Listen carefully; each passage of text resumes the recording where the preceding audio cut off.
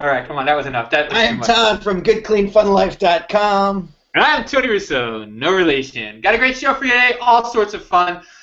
We get to hear how Todd is working to break his mother's heart and other fun Christmas stories. We're also going to talk a little bit about my book. I wrote a book. I got tour dates, if by tour you mean walking distance from my home, and Christmas shopping and all of the horrible things that it entails. But before we get to all that, let me get to what you got to last weekend.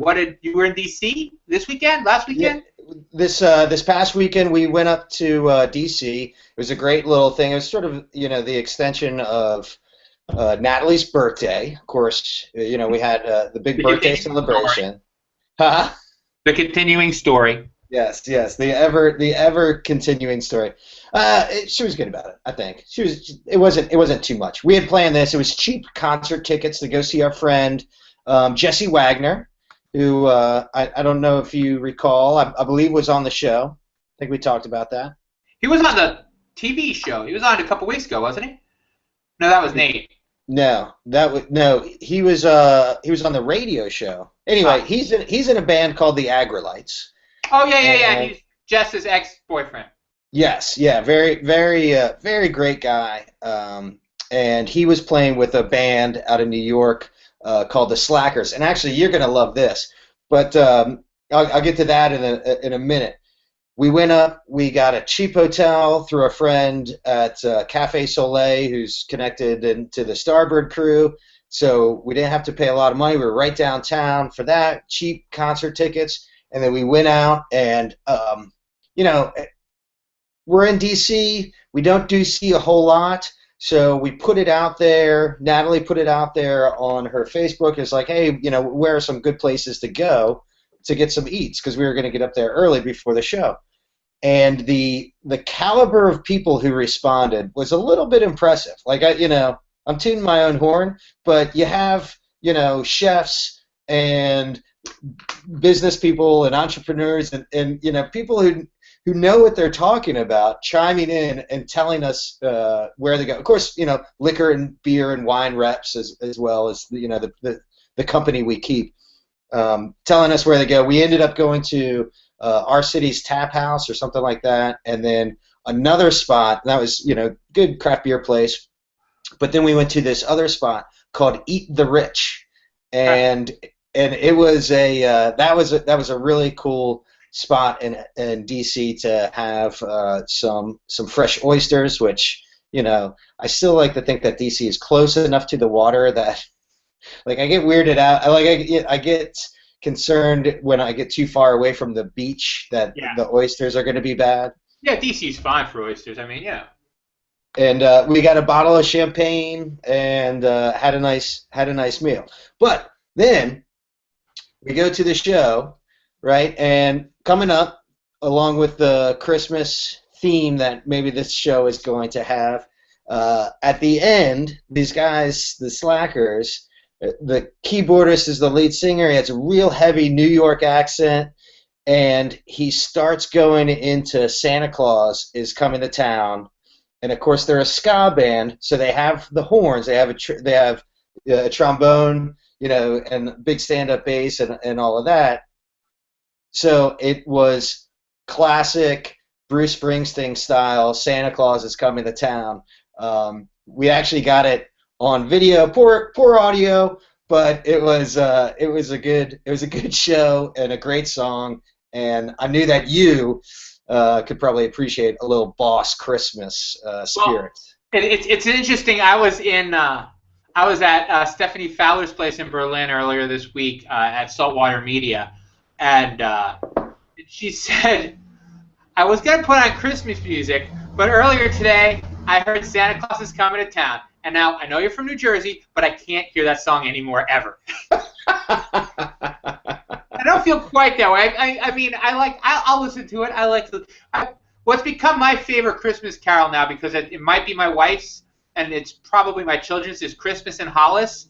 Is one we like we'll talk over the Christmas music, but when Christmas in Hollis comes on, we have the live version. I don't know if there's a non-live version, but when Christmas in Hollis comes on, that kind of stops the show around the Russo house nowadays. Well, yeah. I mean, in my house, any Run DMC song will stop the house, and not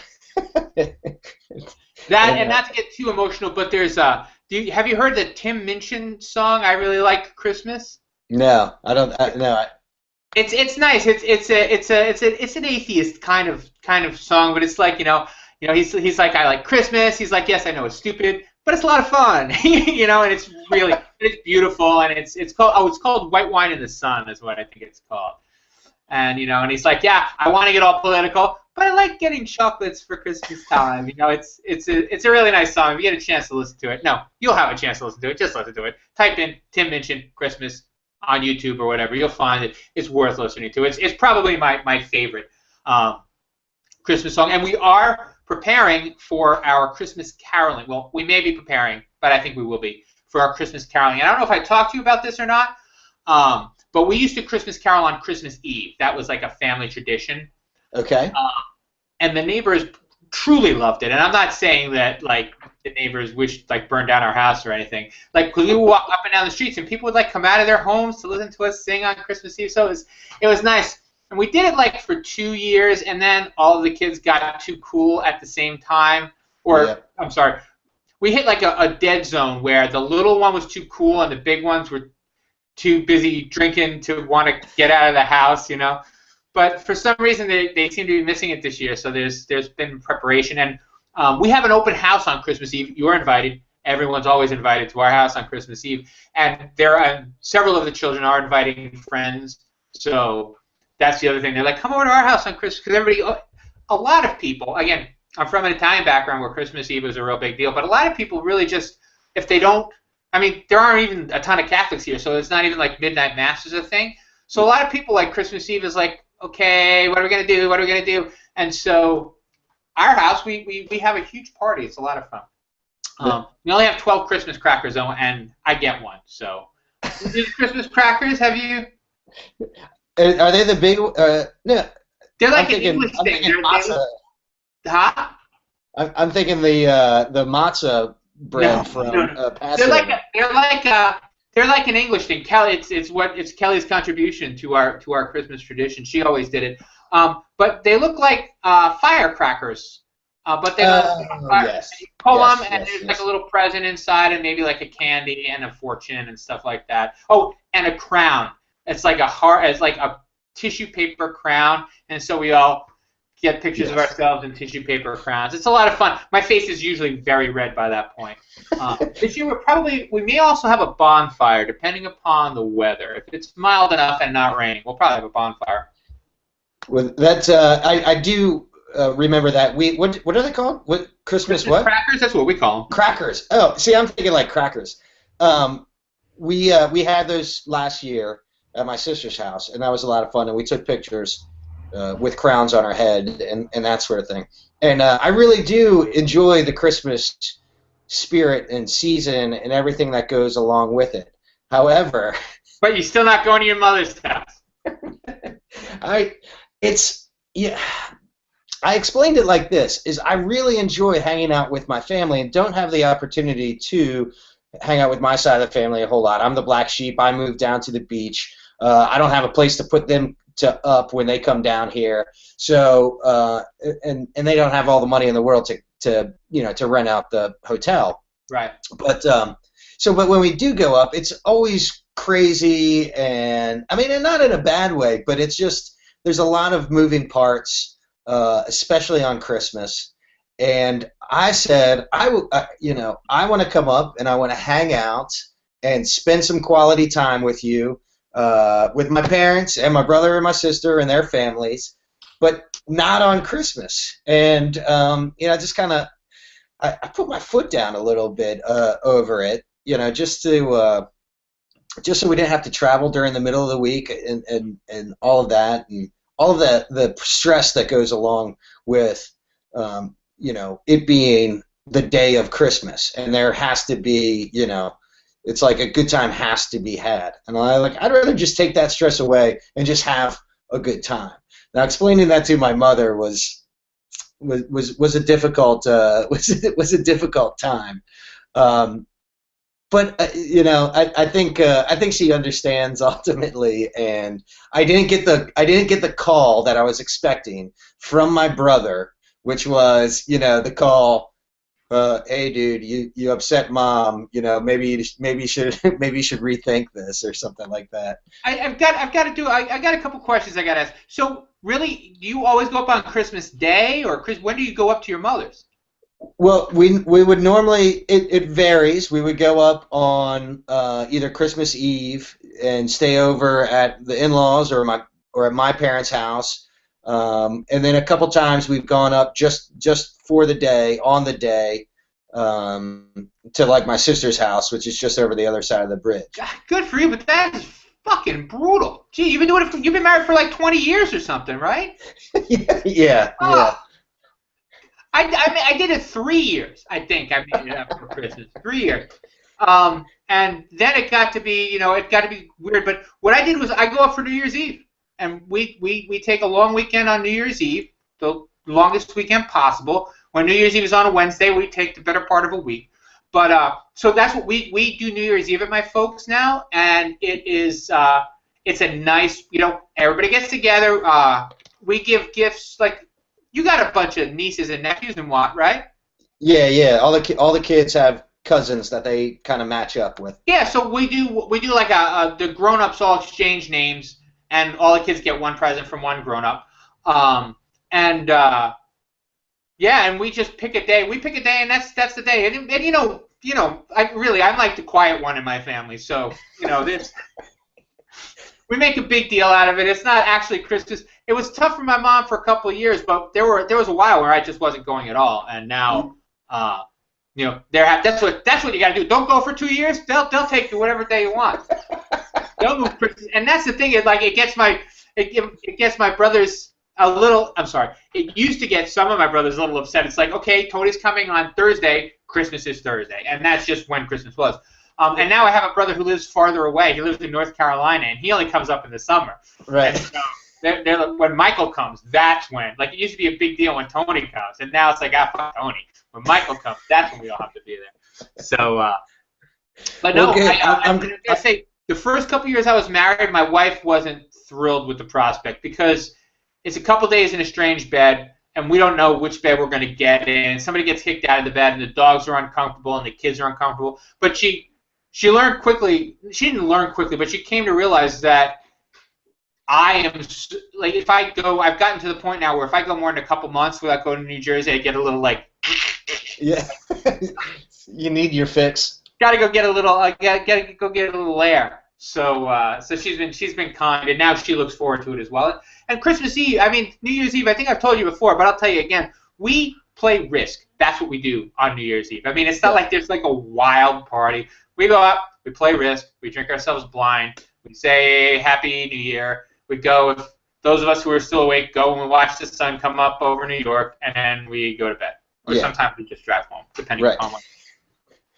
Well, and that was kind of my point, is like the most enjoyable times for me is when we're up there and, sitting around the table at breakfast or something like that, and, and actually having a conversation and just talking about, nothing at all. I think it actually stems from my sort of approach and mentality about my birthday and suffering all of the loss of having an August birthday as a school-age child, and just deciding that I'm not going to face the disappointment. I'm just going to decide on a good day. Oh, that was my birthday. It's the same thing with holidays. Convincing my mother of that is a whole different. You know what? Again, if you pick a day and make it an arbitrary Christmas, she might like that better. And so, like now, the weekend before Christmas, if you give her like something, I'm not trying to psychologically manipulate your mother. You're trying to do that. I'm just helping. But like, if she knows, okay, the weekend before Christmas is when Todd comes up, then that will be Christmas, and you'll come up and you do the weekend, and the pressure's off. There's a lot of fucking pressure around Christmas, and it's too much for some people. And rightfully so. Like me, it doesn't matter because I'm a jerk. I don't care if the bathroom's clean, and I don't care if there's pillows on the bed, But for my mother, and frankly for my wife as well, those things are important. So Right. after being clean, silly women. Yeah. So for me, the idea is like whatever is easiest for you, it's best for me. And it's not easiest for you to have everybody on Christmas and have it also be Christmas. It's just a lot of freaking pressure. Yeah. Yeah. This week's therapy session brought to you by Nah, Jack Daniels and Good Clean Fun and Stogie Cigars. this is a So you have parody. some Peroni? It's a parody. It's like Clint Eastwood smoked in all the Clint Eastwood movies that they used to call them. My father calls them guinea stinkers. So apparently that's what they used to call them.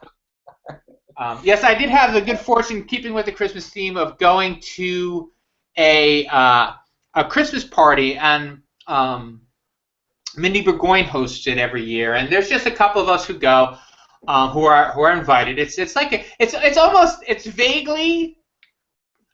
Have you seen the movie in the Midnight in the Garden of Good and Evil? Yes. It's vaguely like that, where like an invitation is kind of a coveted thing. I mean, it's cool to get invited, you know. Right. Not everyone gets invited, and if you get invited, you try to make an effort and go. And they do one of those gifts exchanges where like you steal things from one another. Right. I've never been a huge fan of that, but they do it in a pretty interesting way, which is usually 2 or 3 people bring filthy, horrible, disgusting pornographic gifts. Oh no. And so the object of the game is to not have to bring that home. Yeah. That's genius. Oh, it was brilliant. And so last year I was unable to go because I was having dental surgery. And I missed the 70-year-old newlywed couple got stuck with the penis pump as the gift they took home. So the gift that they brought was a 21 by 15 or whatever, a big print of them in bed toasting. All right, you're right. Now I want to be invited to this party. And there are several pornographic gifts. The pornographic gift that made everyone the most nervous was the sex swing, which is an apparatus that you put on your door. Because everybody's like, oh, that's okay, I don't have a bar. And somebody's like, no, it says on the directions that you put it up on your door, like I guess like a chin-up bar, like that, except it's a sex swing.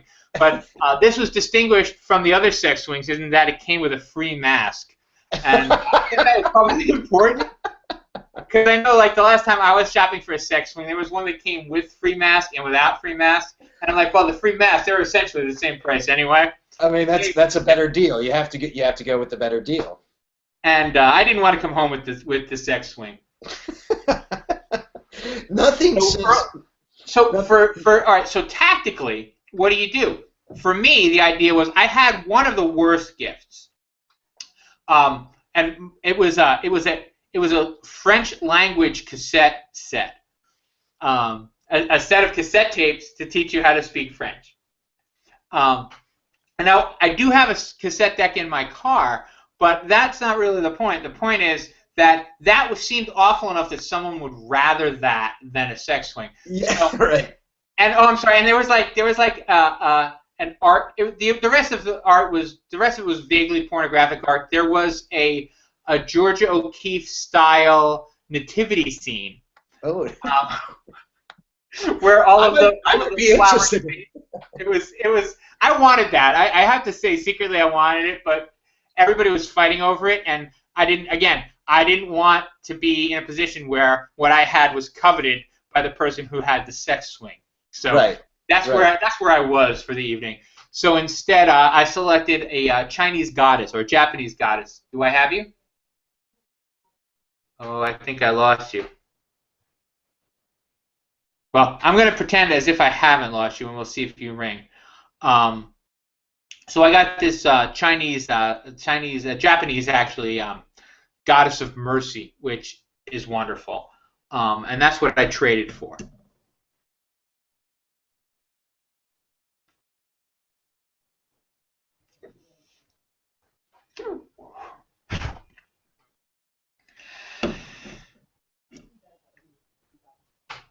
I'm going to take a picture of you, though, because this is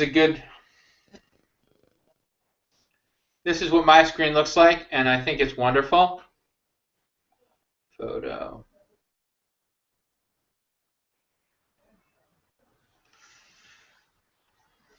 So it doesn't appear to me as if we have any listeners, although I do not know for sure whether we do. So I'm gonna stay with it here for a while. Maybe I will send a tweet while I'm waiting to see what happens. I can't tell if you're still talking or not. It's the problem / question. All right.